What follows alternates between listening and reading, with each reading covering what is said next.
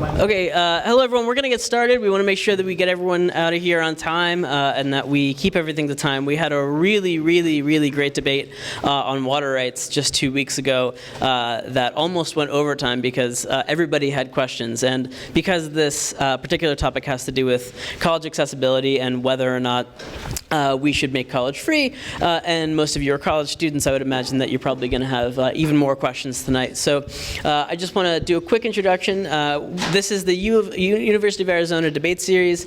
If you are interested in what we do, then please follow us on our social media at UA Debate Series, on Instagram, on Twitter, on Facebook. In the next few weeks, we're going to be setting up and planning for our topics for next year, and it would be great if we could get your input about the topics that you want to hear about and the topics that you would really like to watch us debate.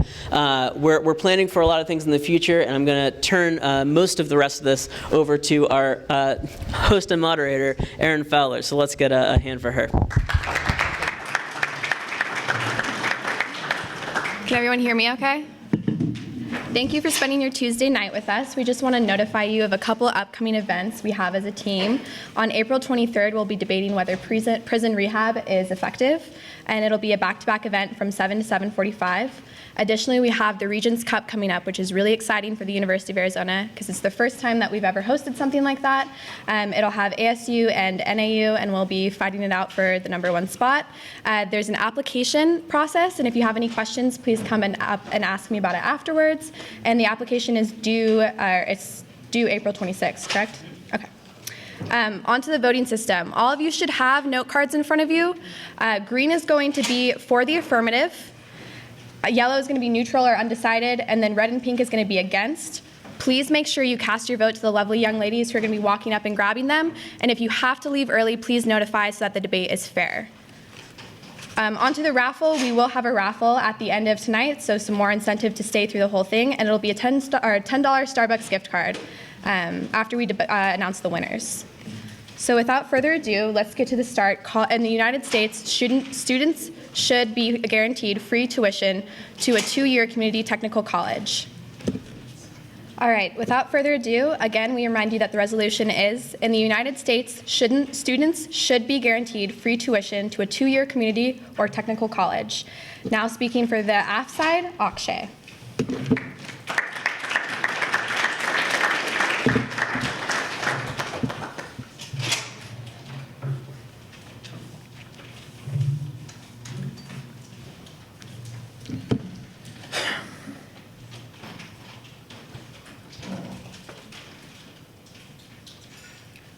College affects us all.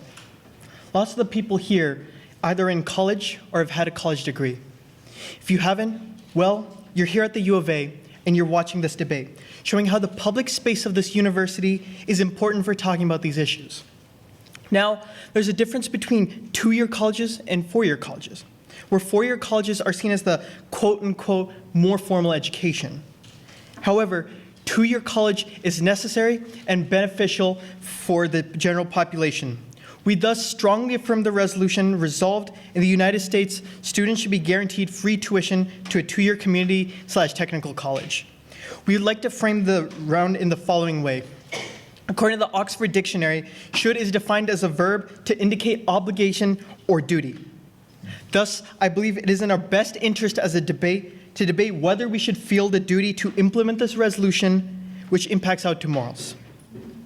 I don't believe we should interpret this resolution in terms of feasibility, because then we'll just get bogged down in economics and we won't address the spirit of the resolution. Put simply, this resolution asks us whether we should implement this rather than if we can. The first point I will go into is about social mobility. College is a major factor that can increase social mobility.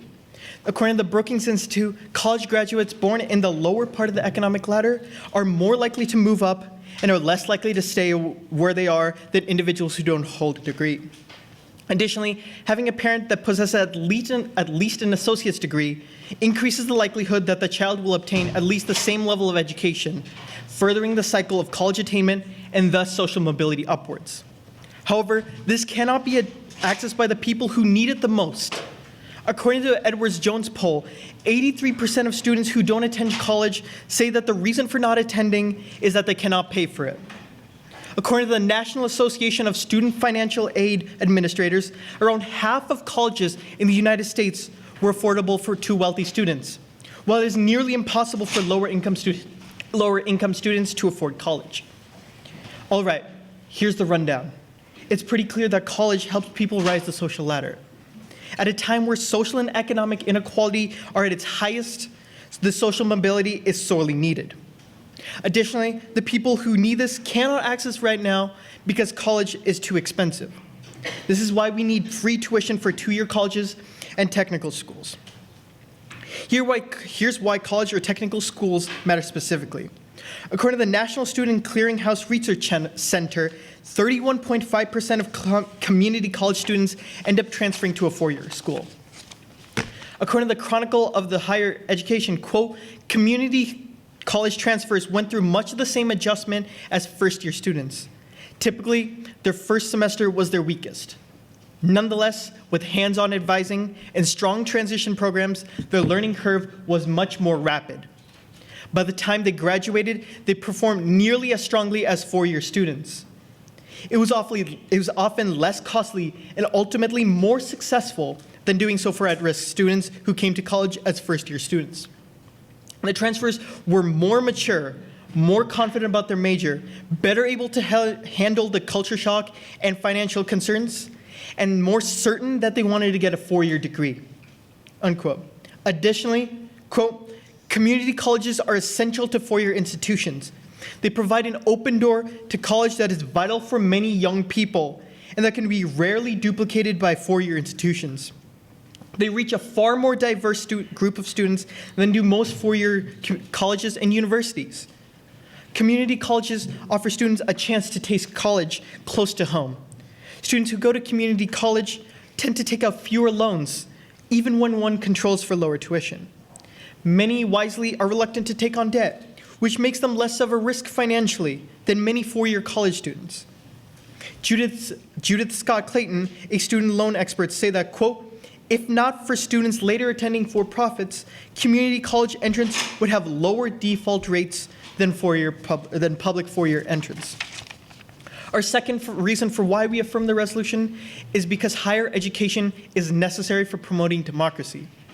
According to scholarly author Giraud, quote, academics responsible for teaching students to take critical positions, relating their work to social issues, and offering students knowledge, debate, and dialogue about pressing social issues are some of the many reasons why higher education is necessary for educating citizens on aspects that will allow them to make more knowledgeable voting decisions.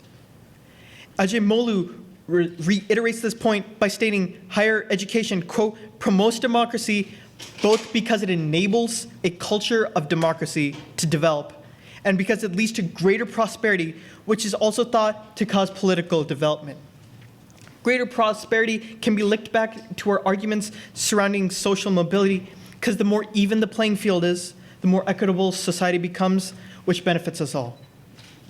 Martha Nussbaum argues that a higher education must focus on quality education that informs students how to become self-critical of their own beliefs and learn how to think logically.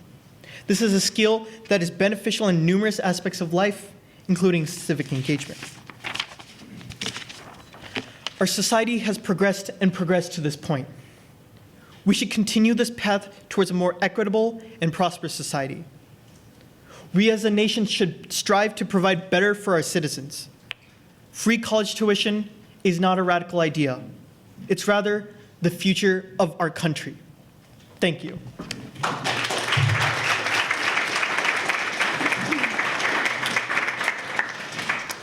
Thank you, Akshay, for that opening. With that, we're going to move on to Juan for the opening on the negation side. Oh, Finley for the opening on the negation side.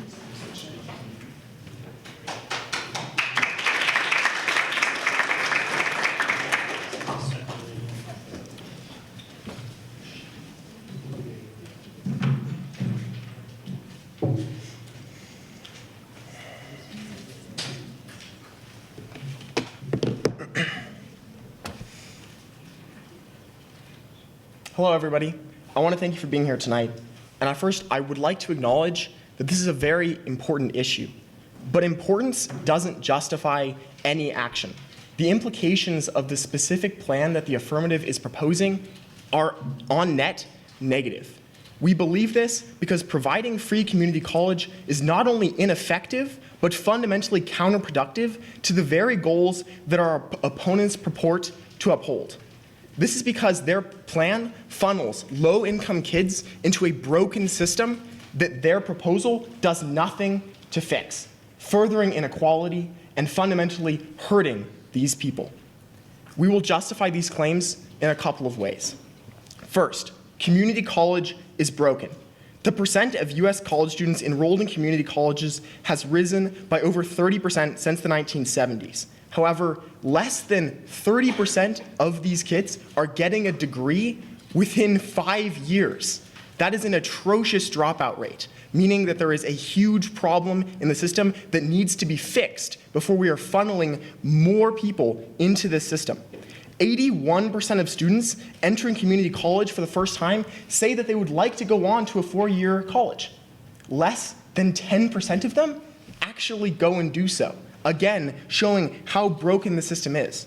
A central problem is that 2-year colleges are asked to educate those students with the greatest needs using the least resources. So again, this plan is funneling people into a system that is broken. Second, community colleges don't actually benefit individual students. Rather, they allow employers to pay less for better workers. According to Al Jazeera in 2015, the value of education is in terms of a student's future competitiveness. It sounds as if it should correlate directly with wages. But when all students have a rising education level that lifts all boats, employers are allowed to get better employees without actually paying them any better because everyone has the same level of competition for these jobs. So this is, in essence, a boon for the ownership class. The state is taking on the burden of paying for education for these students just to benefit their future employers who will be able to pay them exactly the same because all of them will have the same degree. Third, this plan will actually decrease the value of community college through the process of enrollment inflation. Enrollment inflation is a very important concept for all of us to understand for this round. What it says is that right now, community colleges don't have enough resources. They don't have enough teachers, they don't have enough classroom space, they don't have enough educational materials.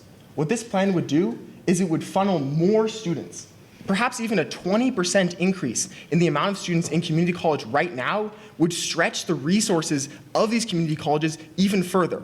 Nowhere in the affirmative plan text does it give any resources for actually expanding the amount of money per student. It simply is going to funnel more students into the system. And this is bad because it hurts what community colleges are doing right now. While they are fundamentally broken, they do offer some benefits to the students currently. If we accept this proposal, those benefits go down the drain. Because again, they don't have enough resources to be affording this many people into the community colleges without having a multi-channel solution that actually solves the systemic problem rather than simply throwing money at it. And this leads us to our final point. Increasing access to community college, paradoxically, does not solve inequality.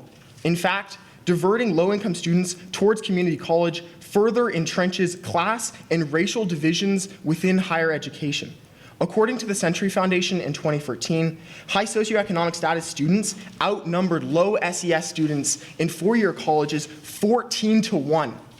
But this was inversed for community colleges, where low-class students outnumbered high-class students 2-1. This is important because the resources that are given to each of these institutions are drastically different. In fact, between 1999 and 2009, the per pupil total operating cost of 4-year colleges went up by $14,000. That is a lot more money per student. For comparison, for community colleges, during that same period, in that same 10-year period, it went up by just $1. That means that we're not giving resources to community colleges. So what this is doing is it is funneling students into a system that we're not putting resources in. In fact, it's a complete ruse of solvency. So the Tennessee plan, which is right now granting free community college to people in Tennessee, specifically shows that it is creating this problem. So students with the greatest need are actually not going to benefit, whereas those who already have access to college are sure to benefit. Students with lower income categories need far more financial support to bring college within reach. The vast majority of them, 92% from the lowest income group, have unmet need even after accounting for tuition. What this means is that people from upper middle class and high class backgrounds, they're going to get a tuition break. Whereas the kids from the low classes who actually need the help, they can't go to college even with the tuition break. So what this is doing is it's giving money to the people who least need it, while funneling those who most need it into a system that is broken without solving any of the systemic issues. I want to be clear. The negative here is not advocating that we shouldn't give education to people. The negative is advocating that this specific proposal is counterproductive and that we should look for a multi-channel solution instead. Thank you all.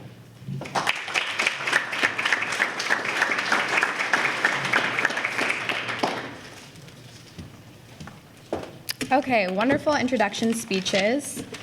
We're going to go over each of the speeches and kind of summarize it before they get into a cross-examination where both teams will have an opportunity to ask each other questions.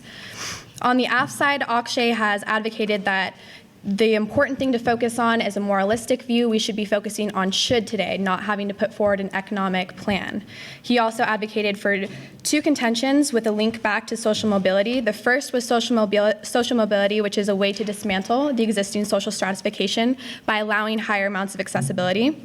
He also talks about how a lot of times four-year students have the same performance as two-year students and they end up on the same level. He then went on to talk about higher education and democracy, which is increases the critical and rhetorical understanding of students and allows them to be better equipped to go into a democratic situation and vote. And then he links that back to social mobility by saying that this allows them to have the ability to vote and increase their chances of having a more even playing ground. On to the negative side.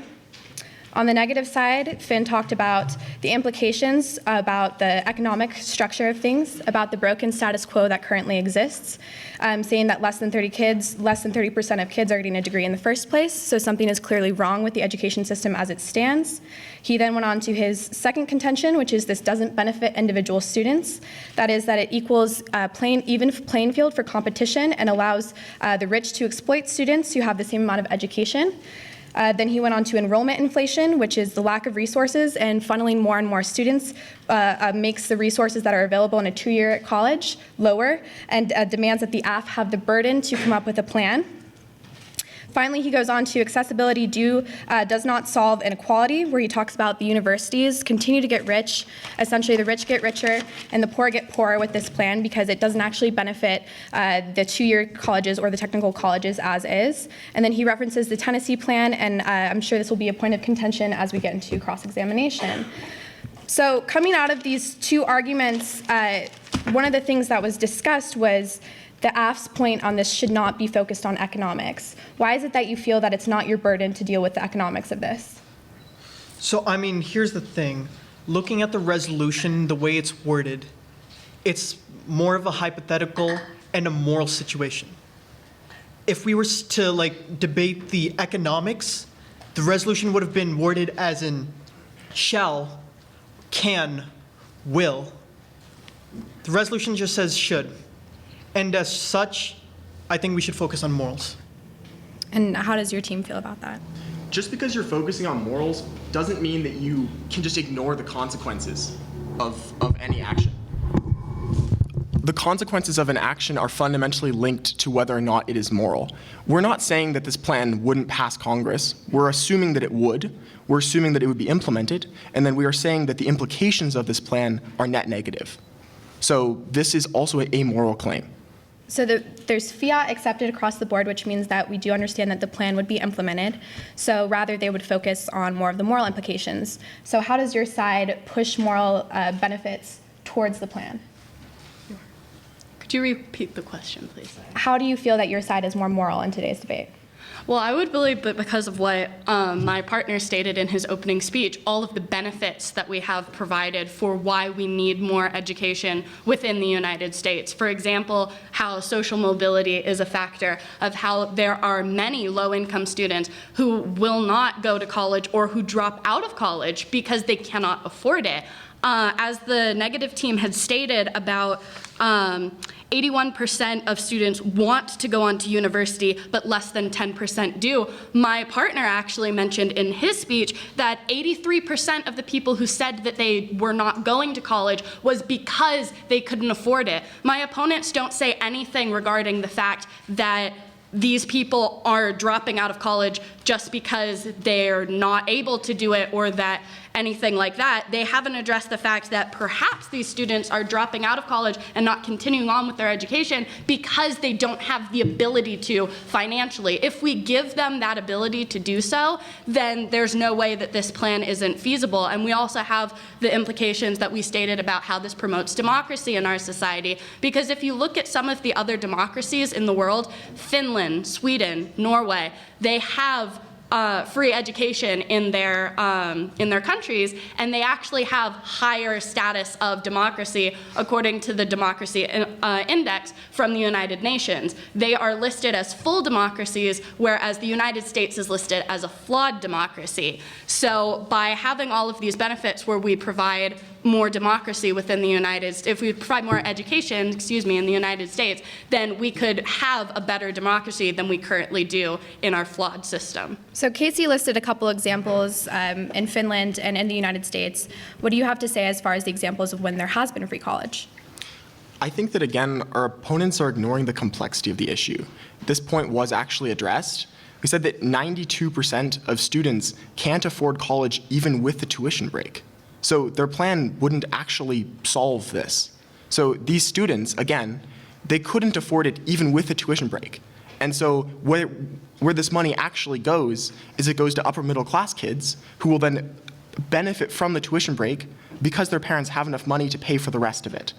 But this plan doesn't solve any of the systemic issues that stop students from going to college. So yes, 80-something% of students would like to go to college, but they can't afford it. Giving them tuition is not enough to let them go. This plan instead just gives that money to upper middle class and high class kids who can then use it. But it doesn't actually solve any of the problems. I would like to respond to what Finley had to say about this. In regards to Finland specifically, Finland is ranked currently, according to Business Insider, as being the second best educated country in the world, second only to Singapore. And they have free education. So if they have some of the most educated citizens within their country out of the world, I don't understand how you can make this case that, oh, we won't have more people being educated, it'll just continue to be the upper class and middle class. And I'd also like to address the fact as well that with the statement that they made about this benefiting the upper class more than it does the lower classes, actually many systems where they do implement this policy, there is an income cap. So if your family makes above $100,000 a year, you do not qualify for this scholarship. So no, it doesn't mean that we have more people of higher income that are using these scholarships. It's going specifically towards people who can't afford it. In these plans, that's what's already been done. So at this point, I'd like to give the negative an opportunity to ask the affirmative some questions that they have to either clarify their case or things that they're not understanding. So one thing I would just like to get a bit more clarification on. So I understand that a lot of the argument is based about, a lot of what you're arguing for is that the government should be the one that takes the bill and, takes the tuition bill and just takes care of it, right? But the issue with that is that it's not the government's responsibility to take care of those tuition charges for us. Instead, it is the government's responsibility to protect us from these for-profit educational systems, including community colleges and technical schools and four-year universities that all just manipulate students and take those funds from them. Well, I'd like to address the fact, too, that you're stating that the federal government is the one that we're saying should take this on. I don't believe that we ever said that in our case. We know that schools are funded by the state, and we believe that the states individually should be able to come up with their own plan for how they're going to do this. And I actually have multiple examples from current areas in the United States where where different versions of this plan are being implemented.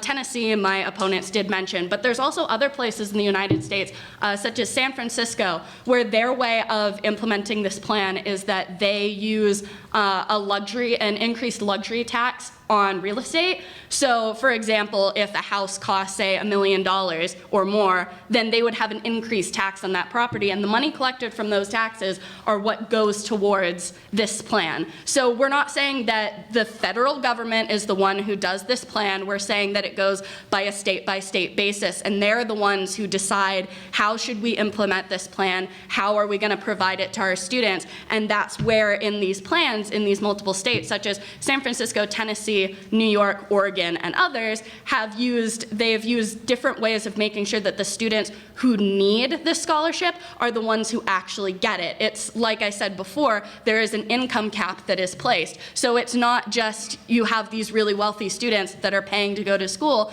It's making sure that each individual state is making sure that their universities are providing these scholarships to those who can't afford to go. So it truly is the ones who are low income to middle class that have issues paying for college that are the ones that are going to be able to go. It doesn't have the implications that my opponents are trying to address. So as the NEG, do you feel that that sufficiently meets the burden as far as there being already examples in the status quo of this working? I would ask, what are the completion numbers? So we talked about in our case about how less than 30% of students are finishing community college within 5 years. What are the completion numbers when it's free? Well, I have given the example of Finland and how they're the best I was going to specifically talk about the examples that you gave in the US. So if this plan is so great, then you should be able to show us that the completion numbers for community college are higher, say, in Oregon or in Tennessee. Well, in the United States, a lot of these plans are very recent, and necessarily we can't, just by looking at the numbers as of right now, it wouldn't necessarily be worth it because it's such a new system. Also, I'd like to address the fact that what my partner addressed in his speech is that as much as we have reasons to provide why this plan is feasible and why we should economically do it, based on the resolution, we have no obligation to put a set-in-stone plan and say, this is exactly how we're going to do this to make it work. The question is, should education be offered to students, and if this is a good thing? And so on that note, I would like to pose the question to you guys, is there a reason disregarding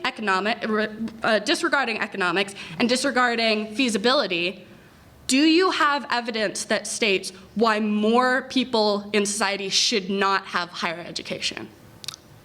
Actually, all 4 of our points are not talking about economics, and they're not talking about feasibility. So, for example, the last point is specifically saying that this would increase inequality by increasing racial and class stratifications within higher education. How do you guys respond to that allegation that we are funneling students with the least opportunity into places that have not seen an increase in funding since 1999? Well, that's why each state needs to do a better job of making sure that their education system is prepared to actually help these students. It's not our job to say that, oh, education as of right now is perfect, we should keep it as it is, and just fund it in a way that people get free scholarships. If your argument is saying that the education system is currently flawed, isn't that bad for everybody? Shouldn't we work on fixing the education system as of right now? So it sounds like you both concur that the education system at the moment is fractured, correct? Yes. And you want to take steps forward, and you're saying any step forward to make it free would essentially take away all of their advantages they have as far as social mobility, higher education, and democracy. Making it free will not be the sole solution to all the complex issues that are within the higher education system, which is something that we're trying to get across. But here's the thing, disregarding those complexities, which, I agree, there's some complexities. Remember what the Brookings Institute evidence says. It says that college graduates that have at least an associate's degree are way more likely to move up the social ladder and are less likely to stay in their lower income status than college graduates, or than individuals who don't hold a degree. And what we're saying is that by funneling people into community college, you are in essence killing not only their dreams of going to college, because less than 10% of them actually will, but you're also hurting the chances of other individuals that are currently using community college because of enrollment inflation. By putting so many more students in these community colleges, you're harming their ability to fundamentally get people into four-year colleges, or even to get them degrees that matter at all. So you're harming the status quo. I mean, here's the thing. Regarding that 10% statistic, remember again, 83% of those, like 83%, like they say 80% of people want to attain a four-year college, but only 10% of them actually do.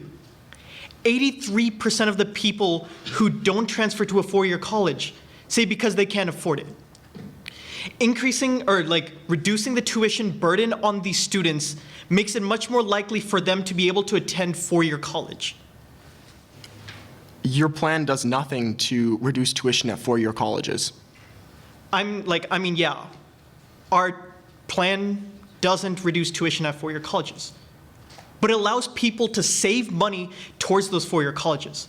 If we take away their tuition burden at two-year colleges, they're able to save more money towards four-year colleges. The problem isn't the tuition burden, though. The problem's not the tuition burden. The problem is that they can't even get to the college in the first place. Most of the costs are not from the tuition. Again, 92% of the students in Tennessee couldn't afford it even after they were granted free tuition. I mean, what specific costs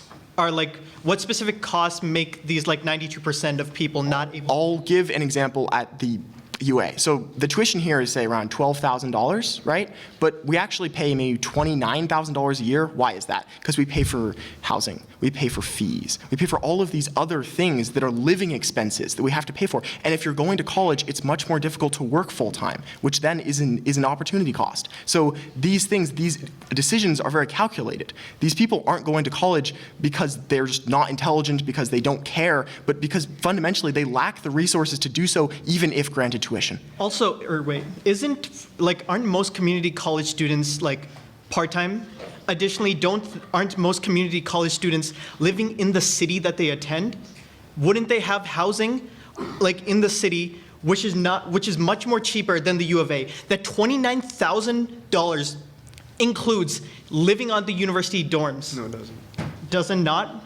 What other costs are contributing to the $29,000? Because Students live on their own. Students have to pay their own bills. Students have their own responsibilities once they're off mommy and daddy's money, that they got to go out and they got to work for it themselves. Yeah. So because even though there's going to be some people who still won't be able to afford to go to college after this, we should just completely not give them any sort of help at all? No, because enrollment inflation will decrease the value of a community college degree. So again, you're harming the students that can currently do it, that are using it as a stepping stone. I actually have evidence that says that that's not true, actually, about the fact that higher education is becoming devalued because you have more people going to college. Because I'm not saying that higher education, I'm not saying that it's becoming devalued. Then you're going to say you have degree inflation, you have more people with degrees, and so it devalues when they All go. right, let's let one person talk at a time. Are you good with your question?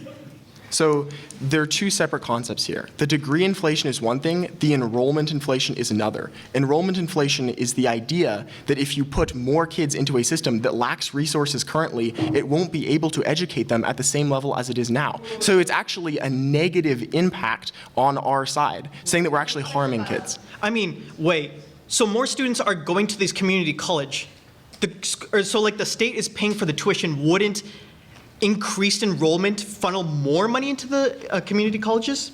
As a result of having more enrollment, that means more tuition is being paid by the state. Thus, community colleges are getting more money. Community colleges, the tuition alone is not enough to pay for the education that people receive at a community college. They're heavily subsidized. So what you're doing is you're splitting that subsidy more and more ways, which means that students that right now are getting a quality education, or at least as best as they can at a community college, would be denied that. Very quickly, something that's been dropped as an argument throughout this entire debate was the idea of higher education and democracy.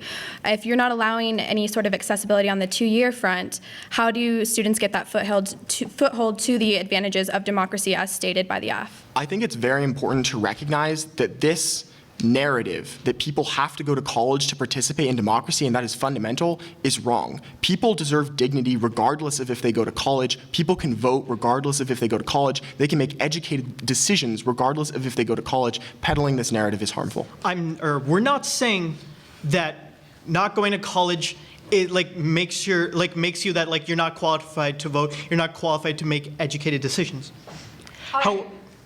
However, education fundamentally makes it so that you have this dialogue between different people. You have better debate, better dialogue between a diverse group of students, more diverse than you will find in the world. You'll see more ideas. You'll get more diverse opinions. It'll make you more educated about the general public.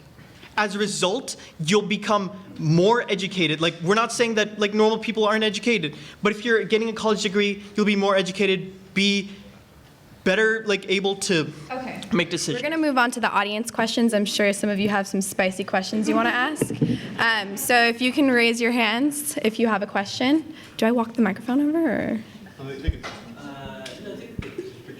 Okay. So specifically, you used the example of Finland and how they're considered some of the most educated people on earth. I personally am Swedish, and the education system there is so different, and they have a track system starting off in high school that either allows or disallows you to go to college. And their the education system is so different, and that it would not be comparable to the American system at all. How do you propose that American society change its ways to more emulate that of Finland?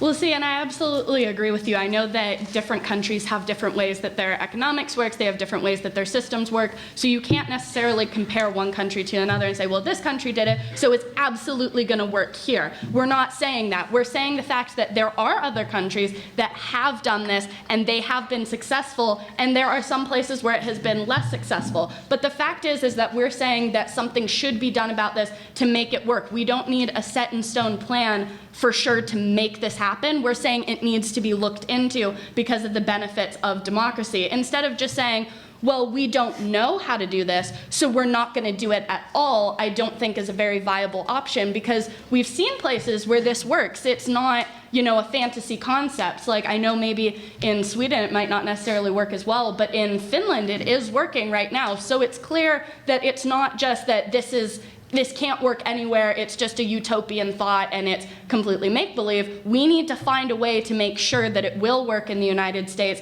and we've had options of where we've seen this actually work within the US. And it might not be perfect and it might not work state to state, but that's why each state should find a way to make it work for their people and to fix the education system so that it actually is providing all of the benefits that we give. Additionally, I'd like to chime in, in general, throughout basically the entire world, better access to education is linked, or is correlated and linked to higher levels of democracy. Basically, this is based on all the countries in general. Even if each country has a different education system than the other, in general, better education leads to better democracy. Do we have any questions for the negative? Yes. Well, I have a real problem. I went to the University of Arizona in the 80s, and at that time, to go to U of A a semester was about $400. And I could work over the summer and afford a full year's tuition. I don't like this, we can't afford it, there's not resources there. There's plenty of resources in this country to do whatever we want to do. And I don't think we need to stop at the closest roadblock that we have to get things that we need to have done. Now, your sister school at NAU, their motto is become educated, just become more human. And it is. You become educated, you liberal arts, or whether it's your major, whether you go into grad school. So what is the question for the negative? Well, the question is, don't stop at we don't have the resources. You say we're going to have all these additional students going in. We don't have the resources. We do have the resources. We cut taxes every 4 years. The massive taxes. We take the funding resources out of education. It needs to go back into education. We need to see how. Don't you agree with that? I certainly agree. None of our points are about not having the resources. They're about the implications of this specific plan. So if you would like to use the resources to do something more productive than what is currently proposed, which again would have the negative consequences that we've outlined, then of course, I'm willing to invest in education. I'm just not willing to invest in this specific plan. Any other questions from the audience? Yes. This is a question for the affirmative, and it may or may not spark up a debate between the two teams. Hopefully it does. I believe when you offer product or service for sale, or in this case for free, you're decreasing its value.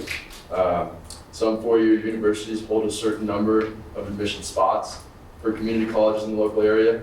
If you decrease the value of community college, then the benefits the students would be receiving from four-year universities, I think, would follow. Do you guys think this would affect the number of community college graduates admitted to four-year universities?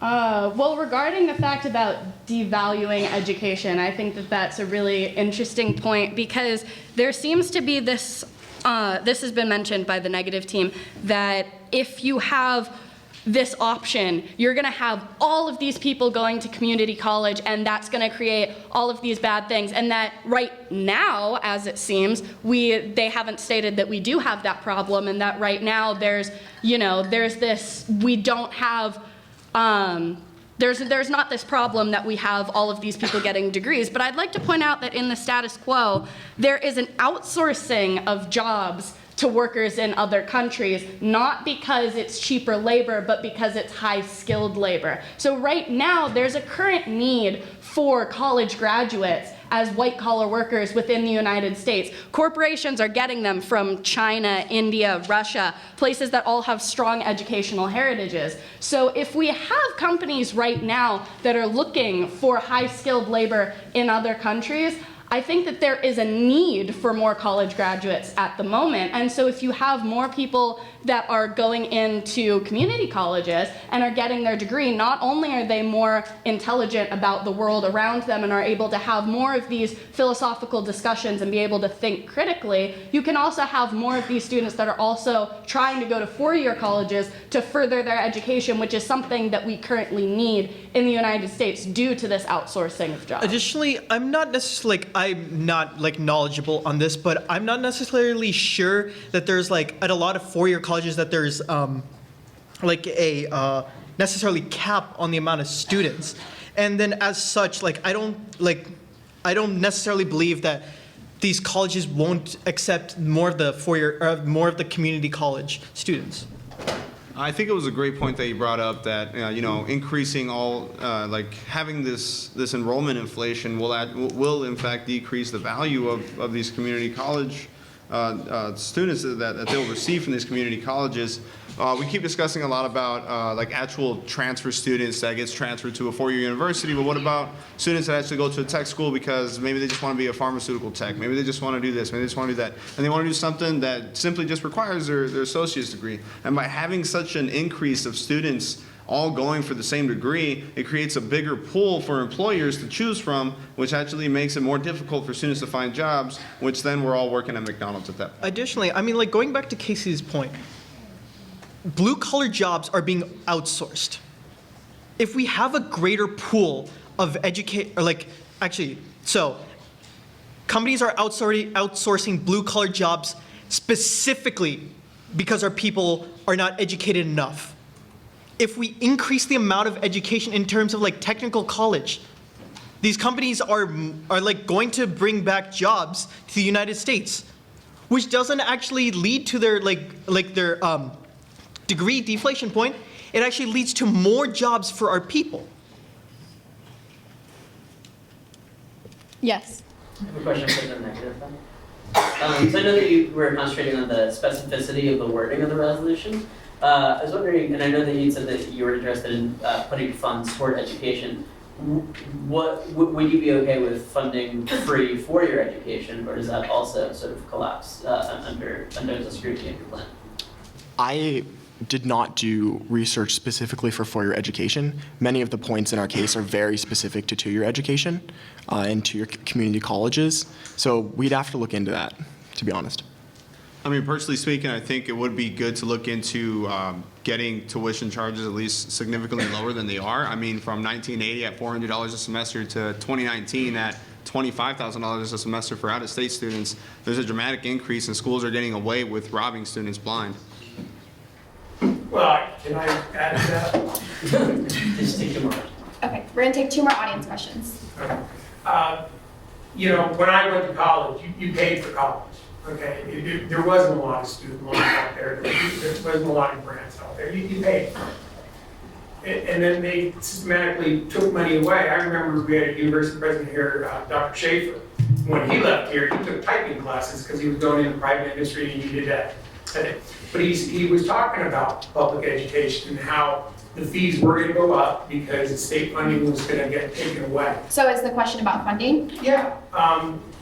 You know, after my generation was going to U of A, then the way to go to U of A, instead of paying for it yourself, your parents helping you $400 to $500 a semester. Just to be clear, because we're running out of time, is the question for the affirmative or the negative? Well, for the affirmative, you had to take out home equity loans. And that's how you paid for your kids to go to college. And that dried up. And then it became student loans. And so we're taking all this money out of public education and finding other ways to do it, which puts a burden on students and their parents. Okay, coming out of the round and going into the conclusion arguments, it seems just to demystify a little bit of the enrollment inflation that Finley and Juan have both brought up. It sounds like when we allow the education system to be free in the 2-year technical colleges, it creates a way in which the education system that's offered at that point is actually a lesser education. And whereas Casey and Akshay are both arguing that the foothold that people are allowed, like the accessibility of it in itself, is something that essentially goes toward their advantages of amending social stratification issues. So going into the concluding speeches, we ask that the audience members focus on the consequences of allowing or disallowing a college to be free, and which one better solves the issues of social stratification. Now on to Casey.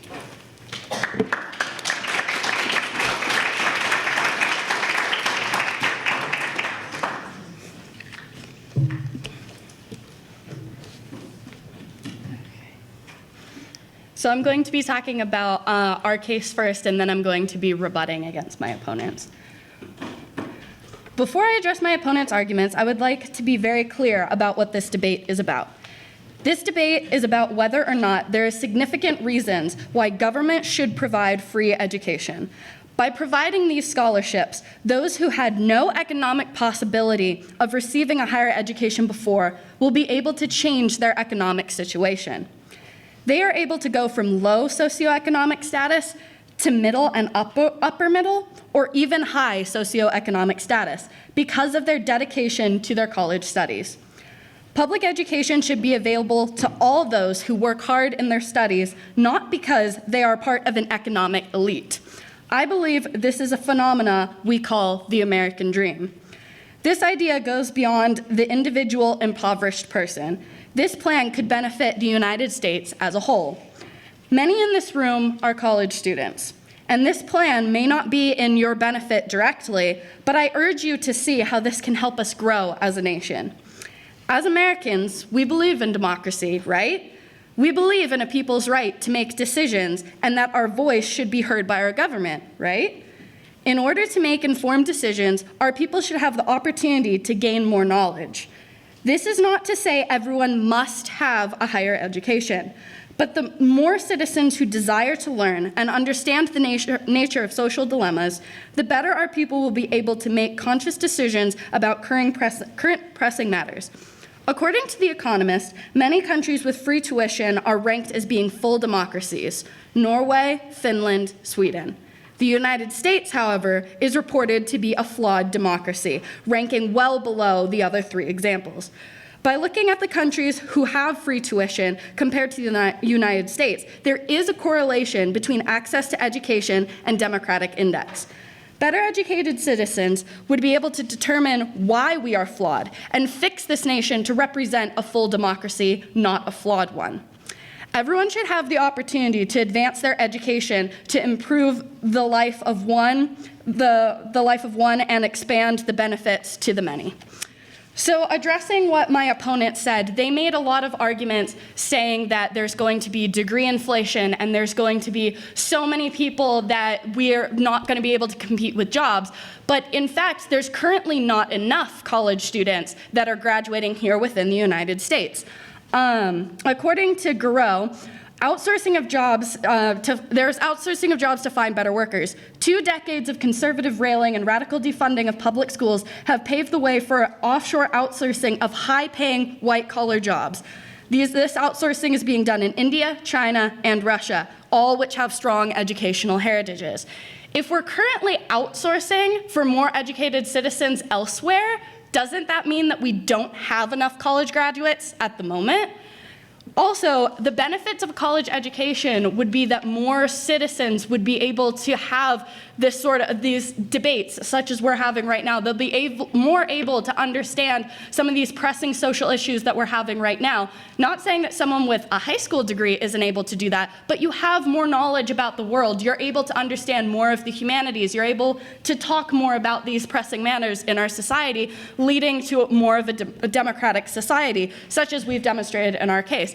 My opponents haven't stated anything regarding why we shouldn't have more educated students to improve more of our democracy. They're sticking with the status quo or doing something else that makes college more affordable, but they don't have a plan for how they do this. They continue to criticize our plan by saying it's not going to work, or you don't have a set in stone plan that works, but they haven't provided a plan for how we're going to make education more accessible to those of lower income. We have showed where this has worked in the United States. We've stated multiple examples where the United States is currently implementing this plan and is educating more of their citizens by allowing them to have this education. This is not saying that everyone is mandated to get a college education, but more people have access to it, as we have stated in our plan. If you just look to Finland, this plan has worked. We don't have to make it perfect. We don't have to say that it works in all instances, but we've seen that it's worked before for a country that has a very high democratic index. They're listed second in the world for best education. That means that their education system is the best because they guarantee that they hire people who have at minimum a master's degree or even a higher degree such as a PhD or a Juris Doctorate.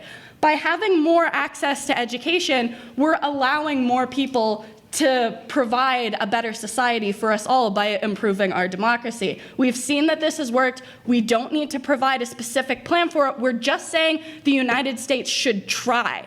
We don't need to say, this is exactly how each state is going to do this. It's up to the states to determine what works best for them. They could take money from their lottery fund. This is what Tennessee is doing currently. They could take money by raising luxury income, not income taxes, luxury real estate taxes, which only affects those that are of higher class. And it's not increasing taxes of people who are lower income tax for basic everyday citizens, but not that that matters. The main point of this debate is the morals. Should we try to provide more education for all citizens? And I believe that we should. And for these reasons and more, my partner and I strongly urge for an affirmative ballot.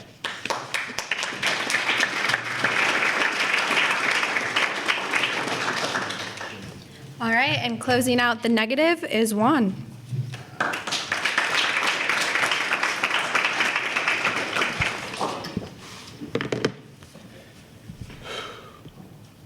Hello, everybody. I first just want to thank you all for joining us today to hear what we had actually researched in regards to how funding in two-year colleges and works. First, I would like to address the last point that Casey had made in her speech, saying that that they want to really increase the opportunity for students to be able to receive higher education. That's something that we're advocating for as well. We really want to increase this opportunity for students to be able to access quality education, especially at two-year community colleges and tech schools. Now, sending the bill to Big Brother will have no beneficial impact on these institutions' students. There's no suggestion that schools will have more funds available for expanding to reach all potential students. There are no indications that students will have access to quality education and have an opportunity to truly exercise their potential. My partner and I could go on and on describing the detrimental impacts of this resolution that will have on the economy and socially. For example, raising in taxes, even more gridlock in education reform, a greater need for educators. The issues we all wish to resolve cannot be solved with free tuition. I'd also like to mention in regards to how the enrollment inflation will negatively impact the quality of education within two-year institutions.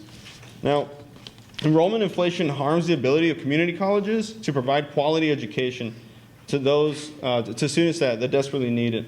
Spreading resources more thinly, by having less teachers for more students, will actually have a negative impact on low-income students, leading to greater division in higher education.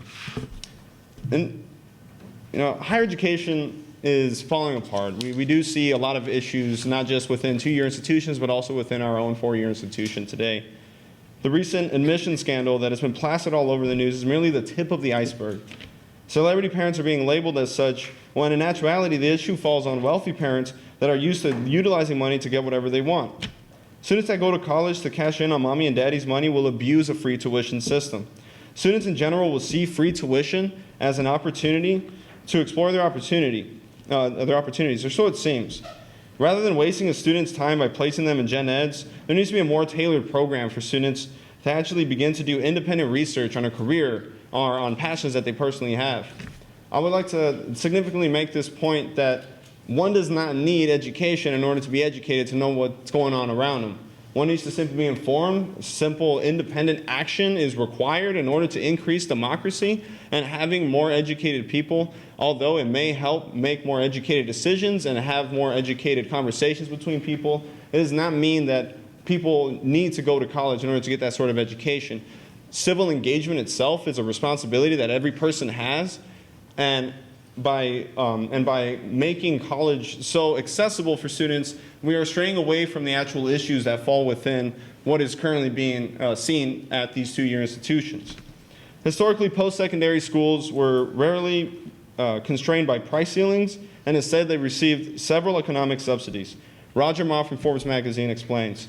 So first of all, schools are able to receive lightly taxed donations from donors who then receive tax benefits because of their donations. At first, I thought it was understandable for a government to incentivize the wealthy to donate to the previous institutions. However, by doing so, schools are also able to spread its wallets open to all donors who develop power within these schools, leading to corruption and policies that negatively impact marginalized students. The second point, schools are able to get subsidized loans from lenders and issuing bonds. Because schools are tax exempted, they are able to borrow with less cost for larger infrastructure projects. Third, minimal tax payments. Schools are tax exempt, meaning that they do not pay federal income taxes. Local cities and states are then required to increase property tax for residences and businesses, which will disincentivize businesses from commencing operations within those cities. By increasing the rate of student enrollment, there is a risk of lower graduation rates. But most importantly, there is an increase in the competition pool for newly graduated students. With an increase of college graduates, employers have a larger pool for potential employees, which may benefit employers, but think about the impact that will have on an individual's ability to find a job. There are hardly jobs to begin with, and most of them pay a salary that are laughable compared to the amount of student loans that we all have to take out. Last, we must understand that all students, especially students from a working class family, ought to be given the ability to engage in higher education institutions that reflects the community and not just those who can afford it. The constant reminder from our parents and grandparents that they paid for school with a job that they had while they were in college simply furthers my point. Evidently, it depends on one's own efforts to obtain and maintain employment to pay for education. There is often a greater incentive for students to go to class, complete schoolwork, and most importantly, to give a damn about what they're learning when they're paying for it themselves. Now, on another note, I work personally at the Financial and Scholarships Office here at the university. I constantly speak with students and parents every day on the phones, which gets really bothersome. Oftentimes I get thrown into the situations where I have to explain to parents and students like, hey, you got to take out a $15,000 private loan right now if you want your student to enroll next semester. Evidently, there's a lot of issues in regards to how financial aid and scholarship works here at this institution, but this is something that has been shown not just at four-year universities, but also at two-year institutions as well. As somebody who sees the panic in parents' eyes and hears, the worry in their voice that they have to take out such a large loan just to get their student into these sort of institutions, it's really worrisome that all these parents have sacrificed so much for their children to try to provide them the best education they can. That's why most of them go forward with those $15,000, $20,000, $50,000 loans for their students. And by simply making college at two-year community and technical schools free for students, it's going to further divide higher education itself. It's going to actually decrease the diversity that we'll be seeing at these four-year institutions. And that's just another point that I want to address. Quite simply, my partner and I, we firmly believe that people should definitely have the opportunity to obtain an education and to actually do as they please when it comes to what they want to learn and to choose which school they want to go to. And we need to emphasize on the point that it is individual ambition that truly gets students to that school. I want to thank everybody again for coming tonight. Thank you.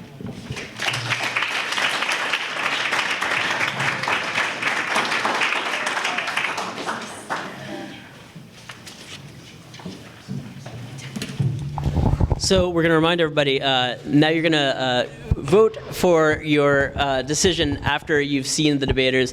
We'll remind everybody that the green cards are for the affirmative. The yellow cards are for undecided. Hopefully none of you are undecided. So, and finally, the pink cards are for the negative. As you do that, I just want to remind you of a few things. So we have your raffle here. We will announce the winners of the raffle after we announce the winners of the debate tonight, so make sure that you all stay to find out who ended up winning. I want to say just a few things. For those of you who have been paying attention to the University of Arizona news in the past few weeks, we had kind of a dark moment for free speech with those protests that happened just a few weeks ago. And I do want to say that the whole purpose of us doing this is to try to make sure that we're elevating discourse. And I really, really have to say thank you to all four of our debaters tonight. They did such a great job, and really, really... We're just getting our legs here because this is our first year existing at the University of Arizona, and slowly but surely, every single time we just have better and better conversations, and they did just such a wonderful, wonderful job. I want to say just a few more things. I neglect to say this far too often, but I do have to say thank you to Dane, who comes to every single one of our debates and sets up all of the packing and does all of our... And of course, I would be remiss if I didn't say thank you to all of our interns in this entire series who just work tirelessly. I can't believe how hard they work. I don't know why they keep on working this hard, but they're just the most amazing people in the world. And unfortunately, sadly, we're losing a bunch of them to this horrible thing called graduation in just a month. And so I wanted to also raise everyone's attention to the fact that we have applications ready. So if anybody's interested, any students who are here who are interested in signing up to be an intern, please come and talk to me. It's a 4-credit internship. You'll be able to get credit toward graduation, and you'll be able to work with these fine people and work on these forums. So that said, how are we on the... We good? Before and after. Okay, excellent. So now Aaron's going to read the winners and to you and the results, and Taylor will write them on the board. So prior to the debate, we had 6 for affirmative, 14 for negative, and 3 for undecided. After the debate, we have 13 for affirmative, 29 for negative, and 5 undecided. Negative wins.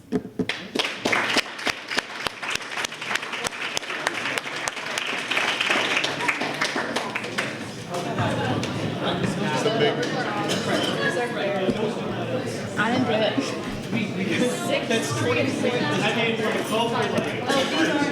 Never mind.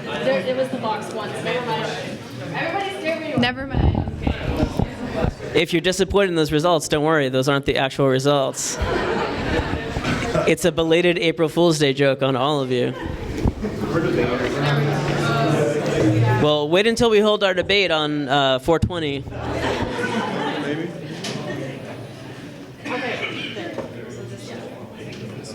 So it's good now? Yes. Negative still won. Thank you very much. Before I call out your raffle, I do want to remind you we have one more debate this entire season. It's going to be a double debate on prison reform. We're going to have 2 different topics, 2 mini debates right back to back. So they're going to be very concise, very quick, and very combative. So please come to that on what is it, April 26th? April 26th, which is also the due date for the applications. 23rd is what I meant to say. Okay. All right, I'm going to call out the raffle tickets now. If you have raffle ticket number 865125. 865-125. Who do we have? Oh, Shayna.